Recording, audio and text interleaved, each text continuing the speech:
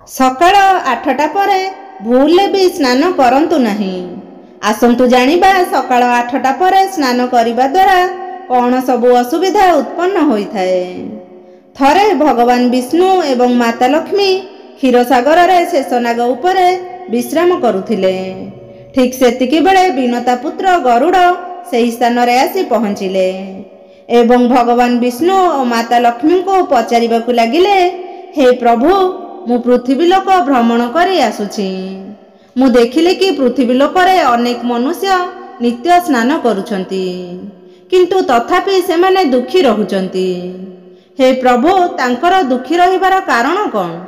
ଦୟାକରି ଆପଣ ମୋତେ କୁହନ୍ତୁ, ସ୍ନାନ କରିବାର ସର୍ବୋତ୍ତମ ବିଧି କ'ଣ ଅଛି? ସ୍ନାନ କେତେବେଳେ ଏବଂ କେମିତି କରିବା ଉଚିତ? ସ୍ନାନ କରିବା ସମୟରେ କେଉଁ ମନ୍ତ୍ର ଉଚ୍ଚାରଣ କରିବା ଉଚିତ? ମୋ ମନରେ ଏହି ସବୁ ପ୍ରଶ୍ନ ଉଙ୍କି ମାରୁଛି। ପ୍ରଭୁ, ଆପଣ ଏହି ସବୁ ପ୍ରଶ୍ନର ଉତ୍ତର ଦେଇ ମୋ ମନକୁ ଶାନ୍ତ କରନ୍ତୁ। ଏବଂ ଗରୁଡ଼ କହିଲେ କି, ହେ ମାତା ଲକ୍ଷ୍ମୀ, ମୁଁ ପୃଥିବୀ ଲୋକରେ ଦେଖିଲି ଯେ ମହିଳାମାନେ ସ୍ନାନ ସାରି ଆପଣଙ୍କର ପୂଜା ଆରାଧନା କରୁଛନ୍ତି, କିନ୍ତୁ ତଥାପି ତାଙ୍କ ଘରେ ଆପଣ ବାସ କରୁନାହାନ୍ତି। ଏହାର କାରଣ କ'ଣ ମାତା? ଗରୁଡ଼ଙ୍କର ଏହିଭଳି ପ୍ରଶ୍ନ ଶୁଣି ଭଗବାନ ବିଷ୍ଣୁ କହିଲେ କି, ହେ ପକ୍ଷୀରାଜ, ତୁମ୍ଭେ ଉଚିତ ପ୍ରଶ୍ନ କରିଛ। ସ୍ନାନ କରିବା ଅତ୍ୟନ୍ତ ଆବଶ୍ୟକ ହୋଇଥାଏ। ସ୍ନାନ କରିବା ଦ୍ୱାରା ଶରୀର ଶୁଦ୍ଧ ହେବା ସହିତ ପବିତ୍ର ହୋଇଥାଏ, ଯାହାଦ୍ୱାରା ମନୁଷ୍ୟ ପୂଜାପାଠ ଆଦି କର୍ମ କରିବାର ଯୋଗ୍ୟ ହୋଇଥାଏ। ସେଥିପାଇଁ ମନୁଷ୍ୟକୁ ନିତ୍ୟ ସ୍ନାନ କରିବା ଉଚିତ। ତୁମ୍ଭର ସବୁ ପ୍ରଶ୍ନର ଉତ୍ତର ଦେବା ପୂର୍ବରୁ ମୁଁ ତୁମ୍ଭକୁ ଏକ ପବିତ୍ର କଥା ଶୁଣାଉଛି। ଏହାକୁ ତୁମ୍ଭେ ଧ୍ୟାନ ଦେଇ ଶୁଣ। ଏହି କଥାରେ ତୁମ୍ଭକୁ ତୁମ୍ଭର ସବୁ ପ୍ରଶ୍ନର ଉତ୍ତର ପ୍ରାପ୍ତ ହୋଇଯିବ। ଏତିକି କହି ଭଗବାନ ବିଷ୍ଣୁ ଗରୁଡ଼ଙ୍କୁ ସ୍ନାନ କରିବାର ମହତ୍ତ୍ୱ ବିଷୟରେ ବୁଝାଇବା ପାଇଁ ଗୋଟେ କାହାଣୀ ଶୁଣାଇବା ଆରମ୍ଭ କଲେ, ଯାହାକୁ ପ୍ରତ୍ୟେକ ମନୁଷ୍ୟ ଧ୍ୟାନର ସହିତ ଶୁଣିବା ଉଚିତ। ଏହି କଥାଟିକୁ ଶ୍ରବଣ କରିବା ମାତ୍ରେ ହିଁ ମନୁଷ୍ୟକୁ ଶହ ଶହ ତୀର୍ଥରେ ସ୍ନାନ କରିବାର ପୁଣ୍ୟ ପ୍ରାପ୍ତ ହେବ। ସେଥିପାଇଁ ଆପଣମାନେ ସମସ୍ତେ ଏହି କଥାଟିକୁ ସମ୍ପୂର୍ଣ୍ଣ ଭାବରେ ନିଶ୍ଚିତ ଶୁଣନ୍ତୁ। ଅଧା ଅଧୁରା ଜ୍ଞାନ ଅନର୍ଥର କାରଣ ହୋଇଥାଏ। ଚାଲନ୍ତୁ କାହାଣୀଟିକୁ ଶୁଣିବା ଆରମ୍ଭ କରିବା। ଭଗବାନ ବିଷ୍ଣୁ କହିଲେ କି, ହେ ପକ୍ଷୀରାଜ, ଏହା ପ୍ରାଚୀନ କାଳର କଥା ଅଟେ। ମଧ୍ୟ ଦେଶରେ ଏକ ଅତ୍ୟନ୍ତ ସୁନ୍ଦର ନଗରଟିଏ ଥିଲା, ଯେଉଁଠି ଜଣେ ବହୁତ ଧନୀ ମହାଜନ ରହୁଥିଲେ ଏବଂ ତାଙ୍କର 3ଟି ଝିଅ ଥିଲେ। ମହାଜନ ନିଜ ଝିଅମାନଙ୍କର କୌଣସି ଜିନିଷରେ ଅଭାବ ରଖୁନଥିଲେ। ସେ ବହୁତ ସ୍ନେହ ଆଦରରେ ତାଙ୍କର ଲାଳନ ପାଳନ କରିଥିଲେ। ମହାଜନଙ୍କର ଝିଅମାନେ ଦେଖିବାକୁ ବହୁତ ସୁନ୍ଦର ଏବଂ ସ୍ୱଭାବରେ ବହୁତ ଚଞ୍ଚଳ ଥିଲେ। ଗୋଟେ ବାପାର ଯାହା ଯାହା କର୍ତ୍ତବ୍ୟ ଥିଲା, ମହାଜନ ସେ ସବୁକୁ ସଠିକ୍ ଭାବରେ ପାଳନ କରିଥିଲେ। ନିଜର ଝିଅମାନଙ୍କୁ ସେ ସବୁ କିଛି ଦେଇଥିଲେ, କିନ୍ତୁ ସେ କେବଳ ଗୋଟିଏ ମାତ୍ର ଭୁଲ କରିଦେଇଥିଲେ। ସେ ନିଜ ଝିଅମାନଙ୍କୁ ଶାସ୍ତ୍ର ଜ୍ଞାନ ଦେଇନଥିଲେ। ଜୀବନରେ ସବୁ କିଛି ପାଇବି ତାଙ୍କର ଝିଅମାନଙ୍କର ଜୀବନ ଅଧୁରା ଥିଲା। ଜ୍ଞାନ ବିନା କୌଣସି ବି ମନୁଷ୍ୟ ପୂର୍ଣ୍ଣ ହୋଇନଥାଏ। ଧନ ସମ୍ପତ୍ତି ସୌନ୍ଦର୍ଯ୍ୟ ସବୁକିଛି ଥାଇବି ମହାଜନଙ୍କ ଝିଅଙ୍କ ପାଖରେ ସେହି ଜିନିଷ ନଥିଲା ଯାହା ପ୍ରତ୍ୟେକ ସ୍ତ୍ରୀ ପାଖରେ ରହିବା ଉଚିତ। ଯେତେବେଳେ ମହାଜନଙ୍କର 3 ଝିଅ ବିବାହ ଯୋଗ୍ୟ ହୋଇଗଲେ, ମହାଜନ ଝିଅମାନଙ୍କର ବିବାହ ବହୁତ ବଡ଼ ବଡ଼ ଧନୀ ଘରେ କରିଦେଲେ। ସେ 3 ଝିଅମାନଙ୍କର ସ୍ୱାମୀମାନେ ବଡ଼ ବଡ଼ ବ୍ୟବସାୟୀ ଥିଲେ ଏବଂ ସେମାନେ ସମସ୍ତେ ତାଙ୍କ ସ୍ୱାମୀମାନଙ୍କର ରାଜମହଲରେ ରହିବା ପାଇଁ ଚାଲିଗଲେ ଏବଂ ସେଠାରେ ତାଙ୍କର ଦିବ୍ୟ ସ୍ୱାଗତ କରାଗଲା। ବିବାହ ପରର ସବୁ ରୀତିନୀତି ଭଲରେ ଭଲରେ ଶେଷ ହେଲା। ସେ 3 ଝିଅମାନଙ୍କର ଶାଶୁଘର ଲୋକେ ତାଙ୍କୁ ବହୁତ ମାନ ସମ୍ମାନ ଦେବା ସହିତ ବହୁତ ସ୍ନେହ ଆଦର ଆଉ ଭଲ ପାଇବା ଦେଇ ତାଙ୍କୁ ନିଜର କରିନେଲେ। ସେ 3 ଜଣ ନିଜ ନିଜ ଶାଶୁଘରେ ବହୁତ ଆନନ୍ଦରେ ରହିବାକୁ ଲାଗିଲେ। ସେମାନେ ଡେରିରେ ଶୋଇକି ଉଠୁଥିଲେ, ଡେରିରେ ସ୍ନାନ କରୁଥିଲେ ଏବଂ ସ୍ନାନ ନ କରି ଭୋଜନ କରିଦେଉଥିଲେ। କେବେ କେବେ ପୂଜାପାଠ କରୁଥିଲେ। ସେମାନେ ତାଙ୍କର ଶାଶୁ ଅନେକ ଥର ତାଙ୍କୁ ବୁଝାଇବାକୁ ଚେଷ୍ଟା କରିଛନ୍ତି, ତଥାପି ସେମାନେ ଶାଶୁଙ୍କ କଥା ନ ଶୁଣି ନିଜର ମନମାନି କରୁଥିଲେ। କିନ୍ତୁ ଧୀରେ ଧୀରେ ସମୟ ବିତିବାକୁ ଲାଗିଲା।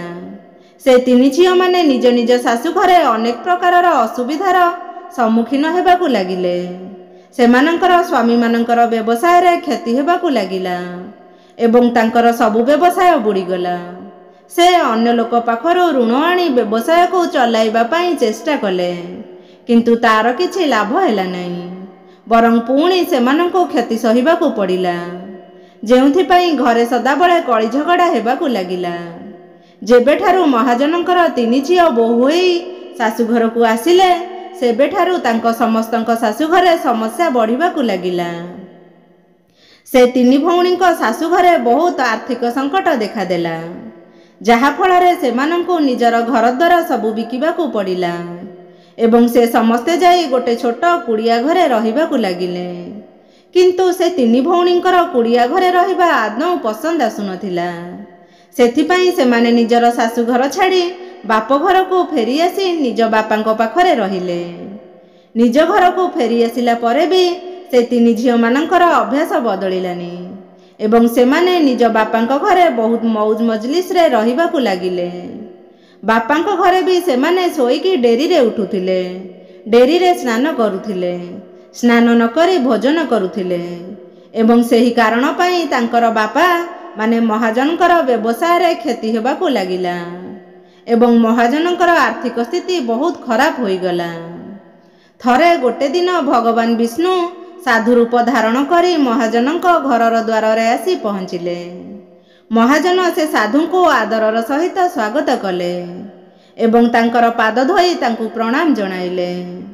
ମହାଜନ ସେ ସାଧୁଙ୍କୁ ନିଜର ଦୁଃଖ ବିଷୟରେ ସବୁ କହିଲେ ଏବଂ ଏହି ଅସୁବିଧାର ନିବାରଣ କରିବା ପାଇଁ ଉପାୟ ପଚାରିଲେ। ମହାଜନ ନିଜର ଝିଅମାନଙ୍କୁ ଡାକିଲେ ଏବଂ ସାଧୁଙ୍କୁ ତାଙ୍କ ବିଷୟରେ ସବୁ ଜଣାଇଲେ। ଯେମିତି ସାଧୁ ମହାଜନଙ୍କର 3 ଝିଅମାନଙ୍କ ଆଡ଼କୁ ଚାହିଁଲେ, ସେ ପ୍ରକୃତ ସତକଥା ସବୁ ଜାଣିପାରିଲେ।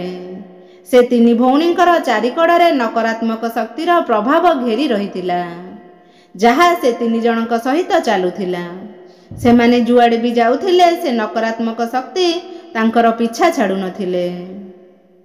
ସାଧୁ ମହାରାଜ ମହାଜନଙ୍କୁ କହିଲେ, ତୁମ୍ଭର 3 ଝିଅମାନଙ୍କର ଖରାପ ଅଭ୍ୟାସର କାରଣ ପାଇଁ ସେମାନଙ୍କ ଚାରିକଡ଼ରେ ନକାରାତ୍ମକ ଶକ୍ତି ଘେରା ବନେଇ ରହିଛନ୍ତି। ସେହି କାରଣରୁ ସେମାନେ ଯୁଆଡ଼େ ଯାଉଛନ୍ତି, ସେଠାରେ କେବଳ ଦୁଃଖ ସଙ୍କଟ ସବୁ ପ୍ରବେଶ କରୁଛି। ତୁମ୍ଭର 3 ଝିଅ ଅତ୍ୟନ୍ତ ଅଳସୁଆ ଅଟନ୍ତି। ସେମାନେ ଡେରିରେ ଶୋଇକି ଉଠନ୍ତି, ଡେରିରେ ସ୍ନାନ କରନ୍ତି ଏବଂ ସ୍ନାନ ନ କରି ଭୋଜନ ଗ୍ରହଣ କରନ୍ତି। ସେଥିପାଇଁ ତାଙ୍କ ଜୀବନରେ ସଙ୍କଟ ଆସୁଛି। ପୁଣି ସାଧୁ ମହାରାଜ ସେ ମହାଜନଙ୍କର 3 ଝିଅଙ୍କୁ ଅତ୍ୟନ୍ତ ମହତ୍ତ୍ୱପୂର୍ଣ୍ଣ ଜ୍ଞାନ ଦେଲେ ଏବଂ ସେ ସବୁକୁ ନିୟମିତ ପାଳନ କରିବାକୁ କହିଲେ। ଭଗବାନ ବିଷ୍ଣୁ କହିଲେ, ହେ ବତ୍ସ, ସ୍ନାନ 5 ପ୍ରକାରର ହୋଇଥାଏ। ବ୍ରହ୍ମ ସ୍ନାନ, ଦେବ ସ୍ନାନ, ଋଷିଶ ସ୍ନାନ, ମାନବ ସ୍ନାନ ଏବଂ ଦାନବ ସ୍ନାନ। ଏହାକୁ ସମୟ ଅନୁସାରେ ଭାଗ କରାଯାଇଛି। 1ରେ ଶାସ୍ତ୍ରରେ ବ୍ରହ୍ମ ମୁହୂର୍ତ୍ତରେ କରାଯାଇଥିବା ସ୍ନାନକୁ ବ୍ରହ୍ମ ସ୍ନାନ କୁହାଯାଏ ଏବଂ ଏହାକୁ ସର୍ବଶ୍ରେଷ୍ଠ ସ୍ନାନ କୁହାଯାଇଛି। ବ୍ରହ୍ମ ମୁହୂର୍ତ୍ତର ଅର୍ଥ ରାତ୍ରିର ଅନ୍ତିମ ପ୍ରହର ଏବଂ ସୂର୍ଯ୍ୟୋଦୟର ଠିକ୍ 1.5 ଘଣ୍ଟା ବା 2 ଘଣ୍ଟା ପୂର୍ବର ସମୟ ହୋଇଥାଏ, ଅର୍ଥାତ୍ ସାଧାରଣତଃ ସକାଳ 4ଟାରୁ 5:30 ଭିତରର ସମୟ। ଶାସ୍ତ୍ରରେ ଏହି ସମୟକୁ ଦିନର ସର୍ବଶ୍ରେଷ୍ଠ ସମୟ କୁହାଯାଇଛି, କାହିଁକି ନା ଏହି ସମୟର ବାତାବରଣ ଅତ୍ୟନ୍ତ ଅଦ୍ଭୁତ ଏବଂ ଚମତ୍କାରୀ ହୋଇଥାଏ, ସକାରାତ୍ମକ ଶକ୍ତିରେ ଭରି ରହିଥାଏ। ଏହି ସମୟ ଦେବତାମାନଙ୍କର ସମୟ ହୋଇଥାଏ। ଠିକ୍ ଏହି ସମୟରେ ଦେବତାମାନଙ୍କୁ ସ୍ମରଣ କରି ବ୍ରହ୍ମ ମୁହୂର୍ତ୍ତରେ ସ୍ନାନ କରିବାକୁ ସର୍ବଶ୍ରେଷ୍ଠ ସ୍ନାନ କୁହାଯାଇଛି। ଏହି ସମୟରେ ସ୍ନାନ କରିବା ପରେ ତୁରନ୍ତ ସୂର୍ଯ୍ୟଦେବଙ୍କୁ ଅର୍ଘ୍ୟ ଅର୍ପଣ କଲେ ଜୀବନରେ ସୁଖ ସମୃଦ୍ଧି ଏବଂ ଶାନ୍ତି ଆସିଥାଏ। ସାରାଦିନ ମନୁଷ୍ୟର ଦେହ ଏବଂ ମନ ପ୍ରସନ୍ନ ରହିଥାଏ, ସକାରାତ୍ମକ ଶକ୍ତି ଚାରିଆଡ଼େ ଭରି ରହିଥାଏ। ବ୍ରହ୍ମ ମୁହୂର୍ତ୍ତରେ ସ୍ନାନ କଲେ ମନୁଷ୍ୟକୁ ସବୁ ରୋଗରୁ ମୁକ୍ତି ମିଳିଥାଏ ଏବଂ ତାଙ୍କର ଶରୀର ନିରୋଗ ଏବଂ ସୁସ୍ଥ ରହିଥାଏ। 2ରେ ଦ୍ୱିତୀୟରେ ହେଉଛି ଦେବସ୍ନାନ। ସକାଳ 5ରୁ 6ଟା ଭିତରେ କରାଯାଇଥିବା ସ୍ନାନକୁ ଦେବସ୍ନାନ କୁହାଯାଇଥାଏ। ସବୁ ପବିତ୍ର ନଦୀକୁ ସ୍ମରଣ କରି ସ୍ନାନ କରିବାକୁ ଶ୍ରେଷ୍ଠ ସ୍ନାନ ବୋଲି କୁହାଯାଇଛି। ଏହି ସମୟରେ ସ୍ନାନ କଲେ ମନୁଷ୍ୟର ଶରୀରରେ ସକାରାତ୍ମକ ଶକ୍ତିର ସଞ୍ଚାର ହୋଇଥାଏ ଏବଂ ସବୁ ନକାରାତ୍ମକ ଶକ୍ତି ଶରୀରରୁ ବାହାରକୁ ଚାଲି ଯାଇଥାନ୍ତି। ଏହିଭଳି ଭାବରେ ଦେବସ୍ନାନ କରିବା ସମୟରେ ସ୍ନାନ କଲେ ମନୁଷ୍ୟର ଦେହ ଏବଂ ମନ ଶୁଦ୍ଧ ଓ ପବିତ୍ର ହୋଇଯାଇଥାଏ। ଗୃହରେ ଧନ ସମ୍ପତ୍ତି ବୃଦ୍ଧି ହୋଇଥାଏ। ମନୁଷ୍ୟକୁ ସବୁ ସୁଖ ସୁବିଧା ପ୍ରାପ୍ତ ହୋଇଥାଏ। 3. ସକାଳୁ ସକାଳୁ ଯେତେବେଳେ ଆକାଶରେ ତାରା ଝାପ୍ସା ଝାପ୍ସା ଦେଖାଯାଉଥାଏ ସେହି ସମୟରେ ସ୍ନାନ କରିବାକୁ ଋଷିଶ ସ୍ନାନ କୁହାଯାଇଥାଏ। ଏହି ସ୍ନାନକୁ ବି ଅତ୍ୟନ୍ତ ଶ୍ରେଷ୍ଠ ସ୍ନାନ ବୋଲି କୁହାଯାଇଥାଏ। ଏହି ସମୟରେ ସ୍ନାନ କଲେ ମାନସିକ ଶାନ୍ତି ମିଳିଥାଏ। 4. ଚତୁର୍ଥରେ ହେଉଛି ମାନବ ସ୍ନାନ। ସକାଳ 6ଟାରୁ 8ଟା ଭିତରେ କରାଯାଇଥିବା ସ୍ନାନକୁ ମାନବ ସ୍ନାନ କୁହାଯାଇଥାଏ। ଏହି ସ୍ନାନ ସୂର୍ଯ୍ୟୋଦୟ ସମୟରେ କିମ୍ବା ସୂର୍ଯ୍ୟୋଦୟ ଠିକ୍ ପରେ କରାଯାଇଥାଏ। ଏହି ସମୟରେ ସ୍ନାନ କରିବାକୁ ଭଲ ମନାଯାଇଥାଏ। ଏହି ସ୍ନାନ କରିବା ଦ୍ୱାରା ଦିନସାରା ମନୁଷ୍ୟକୁ ଫୁର୍ତ୍ତି ଲାଗିବା ସହିତ ସକାରାତ୍ମକ ଭାବନା ଜାଗ୍ରତ ହୋଇଥାଏ ଏବଂ ଯେକୌଣସି କାର୍ଯ୍ୟ କରିବା ପାଇଁ ମନ ଉତ୍ସାହିତ ରହିଥାଏ। 5.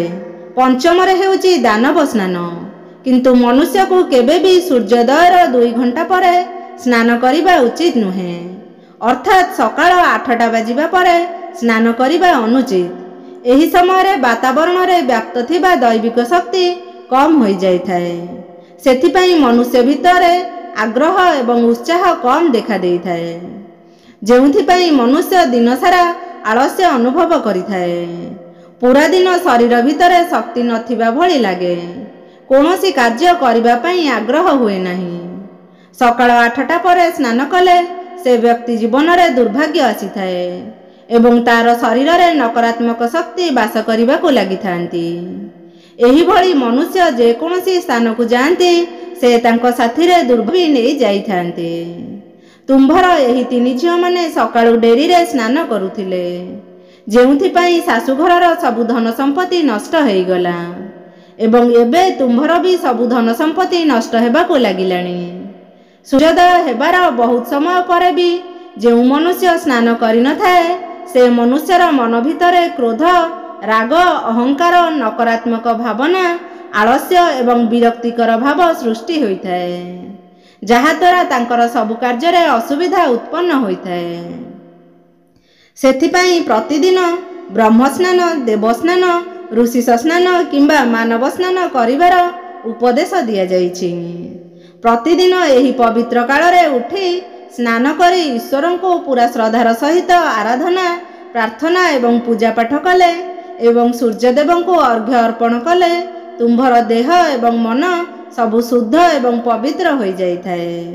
ତୁମ୍ଭର ବହୁତ ସବୁ ସମସ୍ୟାର ସମାଧାନ ଆପେ ଆପେ ହୋଇଯାଇଥାଏ।